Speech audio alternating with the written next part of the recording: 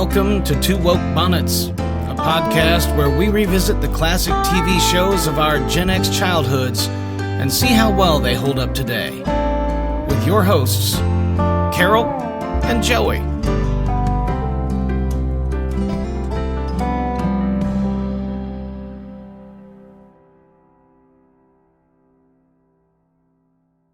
Hello and hello.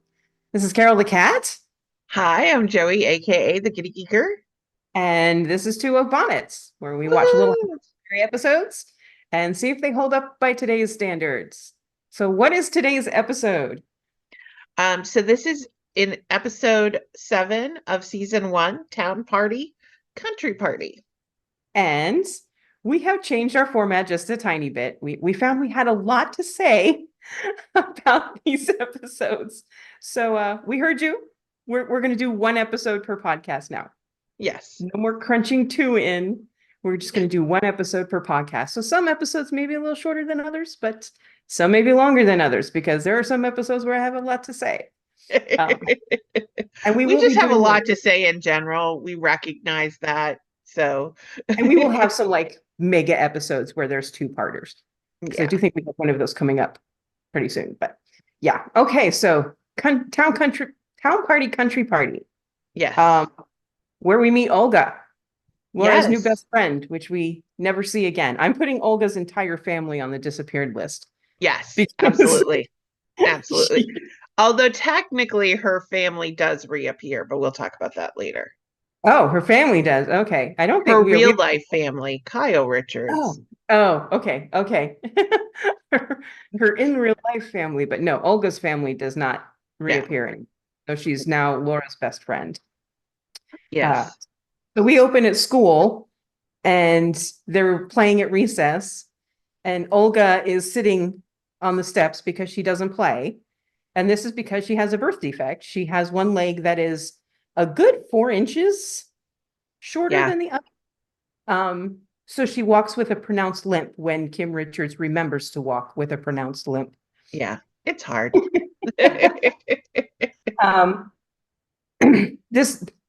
The writing in this episode bugs me because I don't see why Olga has to sit on the steps. I mean, yes, she can't run with the other kids, but she could have been on the swing. She could have done a bunch of other stuff. Yeah. Or just talking with other kids. They don't seem to dislike Olga at all. Well, I think what's interesting about this episode is she becomes Laura's new best friend, right? Mm-hmm. But we open the scene literally with Laura refusing to have her on the team. Yes. And saying, because they're doing a relay race. Yeah. And rather than doing 3 and 3, there is a 7th girl. So they have to do 3 and 4. And if they had picked Olga, it would have been 4 and 4. And Laura is the one that says, I'll just run twice. I'm the fastest. Yeah. So she's like, they're kind of ostracizing Olga, but they're not mean to her at all. No. They're not like picking on her or anything like that. No. But Nellie has a birthday party and she has invited all of the girls at school, apparently. Well, her mom has. Her mom has, yeah. I don't think Nellie invited anybody. Her mom did. Yeah. But here's where, excuse me, next. Here's where, because Laura and Mary are talking to Mom and Pa and they're saying, oh, can we go to this party? And Mary's like, we're going to see the inside of the Olsen's house. Do you think they have boughten rugs? And I'm like, oh, come on, Mary, you're smarter than this. Boughten is not a word. Yeah, exactly. Well, and Laura's like, can we not go? Yeah, Laura doesn't want to go because Nellie's a dirtbag. Yes. But Mary is as smart as the episode needs her to be, usually. Yes. So here she comes across as very, very dumb. Yeah, very country. So, and one of the things that's interesting about this episode to me is Town Party, Country Party actually is a scene in the books. Yeah. Because as we talked about, other than the framework of Coming to Walnut Grove, as this series progresses, there is not a lot of story timing other than the obvious. Laura marries Almanzo. We know, spoiler alert, from the 1800s. But there's not a lot of the story from the books that comes through, but the concept of town party, country party is in the books, and they do talk about it. But unfortunately, these parties, we see very little of them. It's not really that's really not the focus. The focus is Olga. Olga is the focus, and Olga's dad. And I'll get to that in a moment, because Olga's dad wants to shield her from everything. And I swear to God, I think there is something in the water supply of Walnut Grove that makes everyone irrational and very angry and very violent for no reason whatsoever. Because this man is irrationally protective of his daughter. Yes. Because his daughter's like bright and cheerful. Yes. And she has no problem walking to school and walking home from school. She just has a limp. Right. And, she tells him, I played fine. Yeah. Yeah. But he wants to keep her home from school. He doesn't want her to meet anybody. And he lives with his mother. At first I thought that was her mother. And I'm like, oh my gosh, how old were you when you had this child?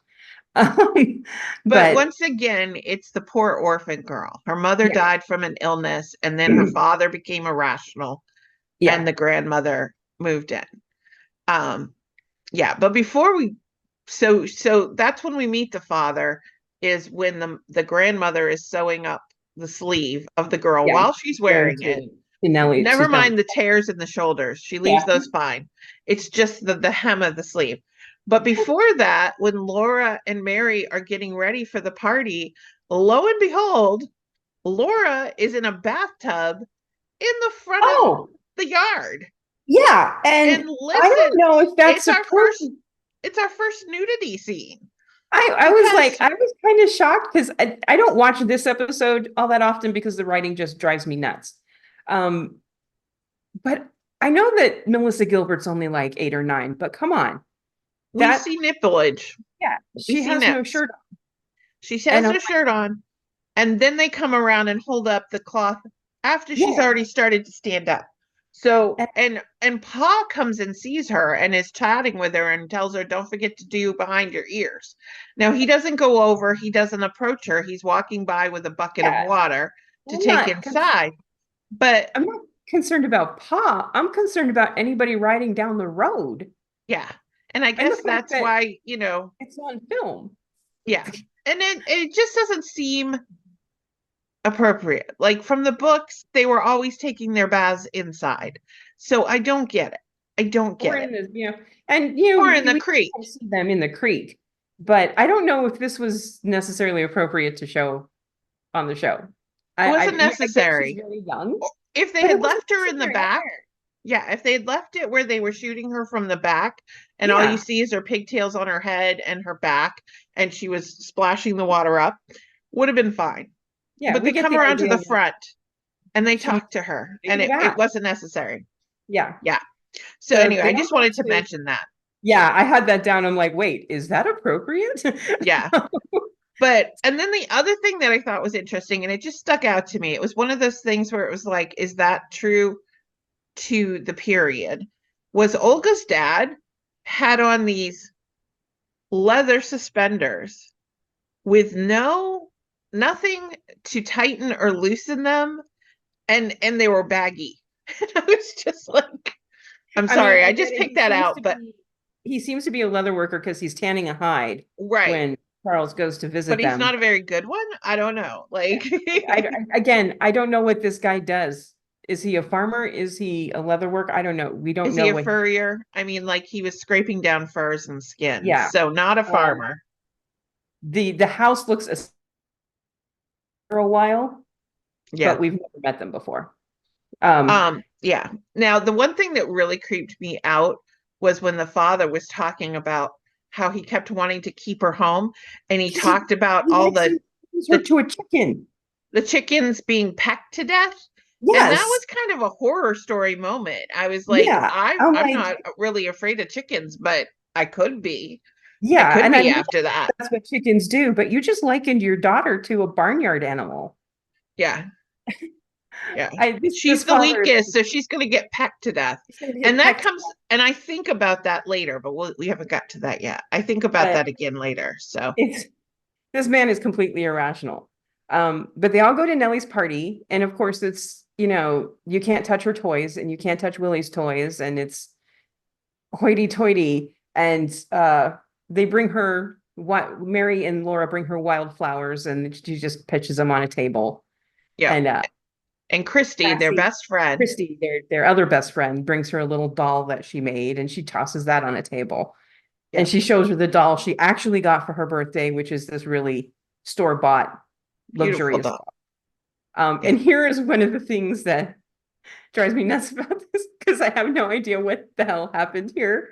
Laura reaches out to touch the doll, and Nellie pushes her, and the lace on the doll rips a little bit, and somehow Laura sprains an ankle. I feel like there was a cut scene in there because it doesn't make sense. Like, floor. And the fact that she didn't mention that her ankle hurt until they all went outside. Yeah. She just kept apologizing for touching the doll. Now, you knew that she was going to touch the doll because Nellie said, don't touch it. Don't touch it. Yeah. Nobody touch it. And so obviously, and Laura is so overcome with the gorgeousness of this doll, which was a very pretty doll, that she reached out and touched it and grabbed the lace in her fingers hard enough that when she was shoved back, she ripped it. And she's sitting on the ground, and Nellie pushes her and she rolls back, and somehow that sprains her ankle. Yes. I have no idea how this. And because she sprains her ankle. Yeah, she has to stay back with Olga. So she gets to know Olga. Yeah. And it's like, okay, there are so many different ways you could have written this. She could have sprained her ankle playing tag. She could have sprained her ankle during recess. She could have done half a dozen things, but this whole, she got pushed and she sprained her ankle. What has she got? Broken bone syndrome or glass bone syndrome? Right. Something, and then the other thing that was interesting was that like Mary and Laura offered to have their mother repair it. Yeah. And, Harriet says, no, I'll send it out to be repaired. Yes, we'll have send it out to who? To who? Who? Well, I mean, later in the episodes, it's going to take like 5 seconds to sew up a little bit of lace. Like this much. Anyway. Yeah. It's like an inch of lace. But so Laura gets to know Olga because she can't play tag. Yes. And they become like besties. Yeah. And the girls decide that they're going to have their own party because, because they have to have a party. Well, Ma decides that she wants to have a party. Yeah, so it's like, because Harriet Olsen had this proper, or this ultra proper, you can't touch anything birthday party, and so the Ingalls have to be like, oh, let's show them how a real party is. Yes. And they invite everybody, and in the meantime, Olga comes to the house, and Charles, well, actually. Laura is telling Pa that when she's walking with Olga, and Olga walks on a plank at Hanson's, it's like she doesn't limp at all. And Pa gets this wild idea and goes to because Pa is fixing a shoe horse. Yeah. Which is made out of metal. Patty has a limp. Right. We've never noticed before. But Patty has a limp, and he has to put an extra big horseshoe on her to compensate. Yeah. So he goes to their house. So once again, we are relating Olga first to a chicken, now to a horse. Now to a horse. And this is the start of simple things that only Pa Ingalls can fix. Right. Because the idea that nobody in 10 years of this girl's life has thought, let's just put a piece of wood on her shoe and solve this problem is just kind of ridiculous. Yes. But Charles Ingalls is the only person that thought of this. And he goes to their house and he says, I want to work on one of her shoes. And this father is just irrational. Get out. No. He is, how dare you want to help my daughter? Well, honestly, I felt like Pa did a little bit of wrong here, because when he walks up to the house and the man is out there working on the furs, he starts to walk towards him. And then Olga and her grandmother Helga come out, and then he stops going up to the man, which, let's talk about like timing. It would have been more appropriate for him as a man to go talk to the man first in that particular time. and still shook his hand. And so the guy was like, okay, so you're already slighting me, right? Like you're already snubbing me by turning around. But the thing that cracked me up is Helga was like, well, he goes, I'd like to talk to your son. Maybe we could talk to him together. And she shoves all the laundry in Olga's arms. And then she says, here, take the laundry. It's kind of late. Olga's already got the laundry. All right. Like you already shoved it into her hand. So way to backtalk it, but it's fine.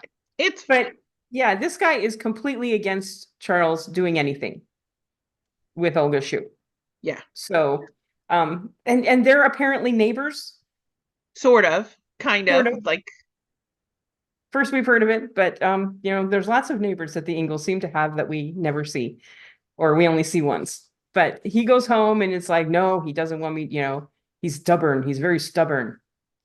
And, but Helga, Olga's grandmother, decides I'm going to take her shoe to the Ingalls and have him work on it.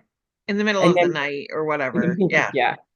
And so we get this long scene of Dad measuring how tall it needs to be, and Olga going, this feels good. And then he's making the shoe. And then Olga comes to their party early so she can try out her new shoe. And Laura's like, it's a miracle. I'm like, it's a piece of wood on a shoe.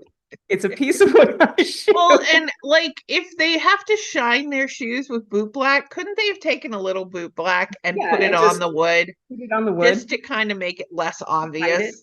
Yeah. Like, but it works perfectly, and Olga is immediately able to run and walk perfectly. And this is fine. To me, it's just like, it's this constant, it's a miracle. It's like, no, it's wood on a shoe that somebody should have figured out 5 years ago. but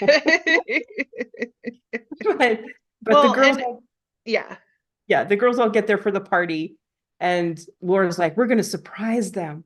We'll play two a cat, and then is it two a cat or three a cat? I don't know. But it's three a cat, but she says two a cat inside the house, and then does three a cat outside the house because it's Botan. I don't know. I don't know. But Nellie's there in her. This is also where Nellie's bows start to get bigger and bigger. Well, so this is still where Allison Ingram is still. It's her own hair.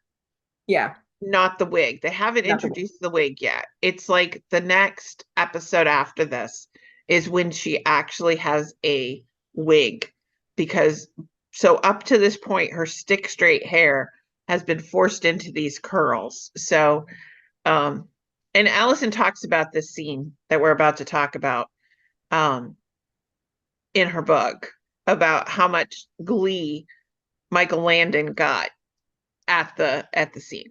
So yes, so she says we're going to play three a cat. They go out. It's kind of a mini baseball game where they use pails instead of bases. It's like a modern day version of 3-on-3 baseball. Small diamonds too, so you can make it around with one hit. Yeah, and but Nellie doesn't like it, and they may put her in outfield. And she's running all over the place, getting all sweaty and bedraggled. It's a big crinoline dress.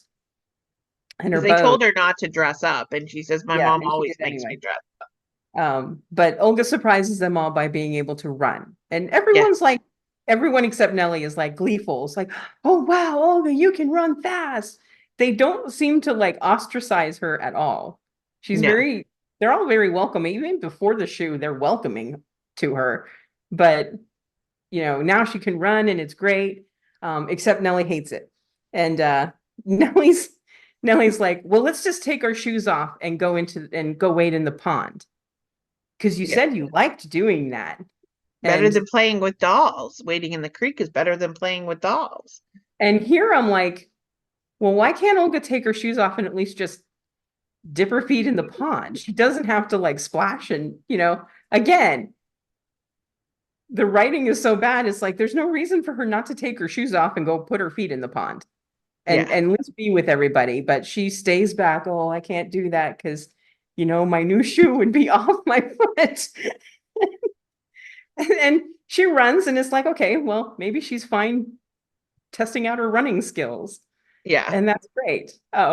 Meanwhile, back at the Nordstroms, which makes me laugh because here in the South, Nordstrom is a very hoity-toity store, yeah. and this is anything but. Yeah. Here it's just a small farm or something. We don't know what he Right. does for a living. Whatever he does. And he is tearing the house apart looking for her second pair of shoes.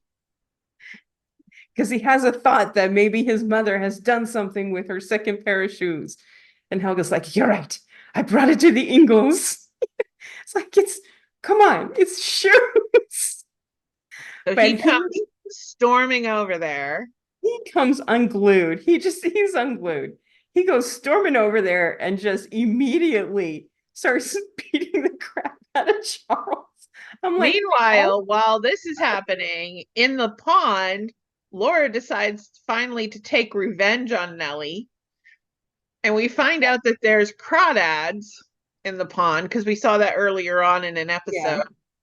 And she's like, look close, Nellie. Look close. And this little crawdad comes out. Oh my God, it's gonna bite your toe off.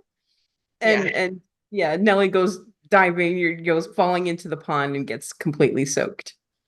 And has algae stuck on her head, which Michael Landon loved doing. He just kept piling it on her in between takes. She rude. How rude. So then they come back. Yeah, and they're playing tag in the yard, and that's when we go back to Pa and John Nordstrom. He gets a normal name for some reason. Jan is like beating the crap out of him, and then Pa is trying to turn his head, and then he sees his daughter running. And in this scene, they're all saying, Olga, tag me, Olga, tag me, Olga, tag me. Which you would think, given his craziness, right? He would perceive this as the chickens being pecked at, right? But no, his face fills with joy because she goes around tagging people. Yeah. And then they tag her back, and then she tags them again. And she's playing, which is supposed to be happy. But when you hear the way he talks about the chickens pecking, you'd think he'd be like, "Oh my God, what are you doing to my daughter?" But no, he sees her and he starts crying because she's running and playing with the other kids. See me, Dad, Papa, see me run. And Pa Ingalls saves the day with wood on a shoe. And but then the girls all say, thank you, this is the best party we ever had. Except for Nellie, who comes up and says, well, I didn't like it very much at all, and does a curtsy with algae still on her shoulder. And then she goes, do you know how you have crawdads this big that could bite off my toe? And Pa says, no, how would you have ever gotten that idea? To which Laura says, maybe we should walk our guests home. Yes. Give Pa a chance to cool off. Can I walk with them, Papa? And he's like, yes, you can, because Pa Ingalls saved the day. And that's the last we ever see of Olga or her family. Yep, that's it. Apparently she got a track contract at a college in Mankato, and that shoe took her to the state championships or something. Or the termites got her. The termites, the termites one or the other. And she's back to limping. I was like, oh, one of the girls at the party looked 20. Yeah. One of those girls looked really old. So we meet 3 or 4 girls, but only 3 of them actually are mentioned in IMDb. Christy, who actually that particular actress tried out for the part of Laura and didn't get it, but they liked her enough. They brought her back as Christy, and she actually appears in 10 episodes. So we won't go into her whole history. Then her sister Cassie, who was the one that helped her make the doll. That's the only scene she's ever in, Cassie, evidently. And then the third girl, which in the story is referred to as Rachel, is simply marked as tall girl. Yeah, so she's the one that looked 20. Yeah, and she also looked really dressed up in comparison to what she wore to the town party. She looked more dressed up. She had fancier hair. I was like, that, she should have switched her outfits. So that was interesting.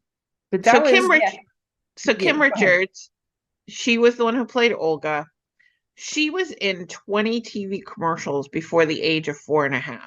So she would have been at this time somebody they were very familiar with seeing, at least at a younger age. She also played Prudence in the Nanny and the Professor series prior to this. So she was somebody like, Lance Kerwin and some of the others that they would have recognized as a special guest. Yeah, because she was in Witch Mountain movies as well. Right. After this was when she did. Thanks for stealing my thunder. I'm sorry. I just remembered. No. I'm kidding. I'm totally kidding.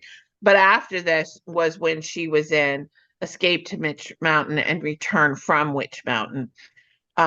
And she was very much a Disney property soon after this. She went on to do quite a few things. And then, 40 years later, she becomes the drunken person on one of those Desperate Housewives of Beverly Hills or whatever. Yeah, I think she's on the Beverly. So, in the past episodes, we talked a little bit about connections that these guest stars may have had to Michael Landon, etc. And Kim doesn't have any of those. She was not on any Gunsmoke or Bonanza or anything like that. However, she does have a forward connection. So Lance Kerwin, who was in one of the previous episodes, he did the series James at 15, and then he did the series James at 16. And she was in the series James at 16.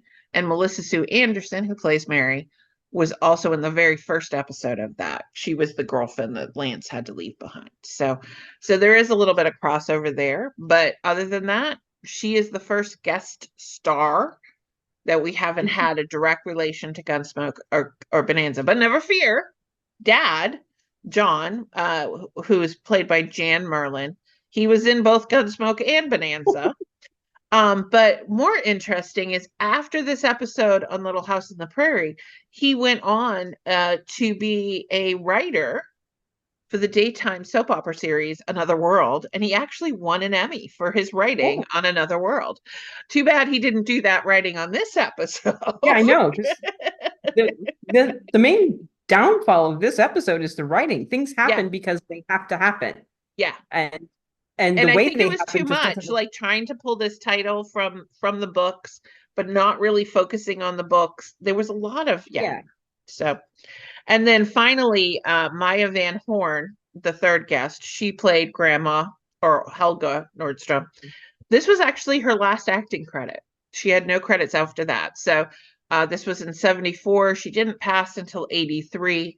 But this was her last acting credit. Never was any big series or anything like that. She did lots of uncredited, backstage scenes and several one-off episodes, but never in Gunsmoke or Bonanza either. So the only connection we had to Gunsmoke or Bonanza for this episode was the unhinged father.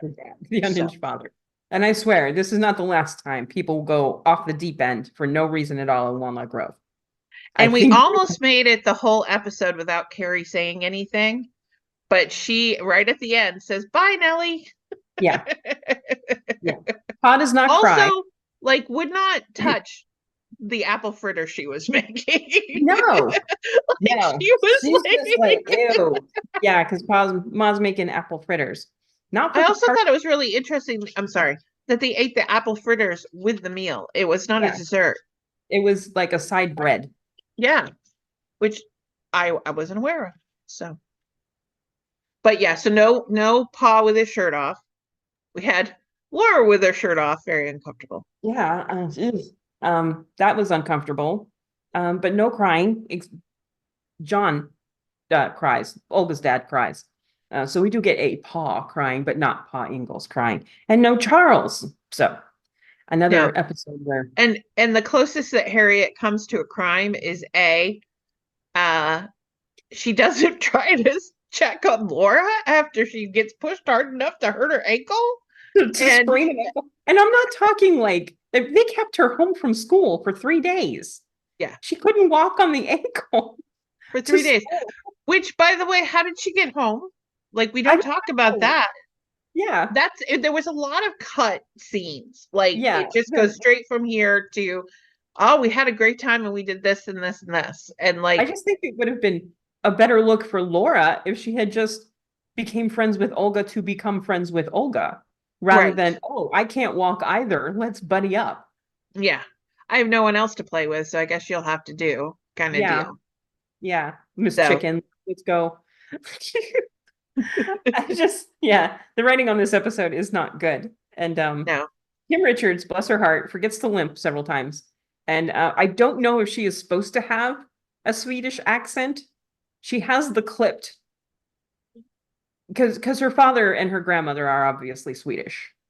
And they try with, Helga in particular has an accent. But Olga occasionally kind of speaks with a Swedish accent, but not a lot. So I wonder if it's like me. When I'm around my Southern relatives, I have more of a Southern accent. When I'm around my friends, I don't know. So that was interesting. Also, during that town party, Mary kept sticking up for Nellie, and she knows Nellie is bad news, and I couldn't understand why. I think she was just very attractive to the richness. She wanted to see inside the house. The boughten rugs. Yeah, she wanted to see the finer things. Interesting that the only toy that they're allowed to play with at the Olsens actually isn't Nellie's toy. It's Willie's toy. It's Willie's toy, yeah. Which was Noah's Ark. And he didn't even know that it was about the Bible story Noah. He said, no, it's my Ark. And one of the giraffes is missing because Nellie hid it because that was his favorite animal. Yeah. Because she's such a sweet girl. Yeah, such a sweetheart. Okay, so that is the episode. Town Party, Country Party. For our next episode, we will be doing Ma's Holiday. Which may or may not be true. Which may or may not be true. But yeah, so like if you had a bingo card today, you didn't win. You didn't win. Yeah. We're sorry. But yeah. Came close a couple of times. But no. All right, let us know what you think. Tell us on YouTube, tell us on our Facebook page. And if there are things that you would like us to start tracking in these episodes, please let us know. twokebonnets@gmail.com. Yep. So, but yeah. So, all right. It's 2WO, not 2 as in the letter, the number 2. Yeah, not the number. We write things out. Yeah. All right, so we'll see you next episode. We hope you get to watch. Don't forget to watch episode 8 of season 1. We'll see you there. Bye. Thanks for listening to Two Woke Bonnets. To find out more and to download your bingo card, visit twowokebonnets.com. And don't forget to like and subscribe wherever fine video and audio podcasts are played.